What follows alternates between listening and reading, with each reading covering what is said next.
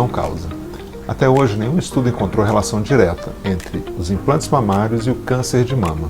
Entretanto, existe um tipo raro de linfoma, que é o linfoma anaplásico de grandes células, o BALCL, e que ocorre na cápsula que fica em contato com a prótese, e não no tecido mamário propriamente dito. É muito importante não confundir. Por isso é fundamental para que você que tem implantes mamários tenha um acompanhamento médico regular, fazendo exames regularmente também, para detecção precoce e segurança. Não, muito pelo contrário. A cirurgia de mama vai muito além da estética. Reduzir mamas grandes, pesadas, podem aliviar dores nas costas, no pescoço e, como consequência, melhorar a postura e a qualidade de vida de muitas mulheres. Sem falar naquelas que, por motivos de doença, acidente ou malformação congênita, têm suas mamas reconstruídas, aumentando sua autoestima e a confiança.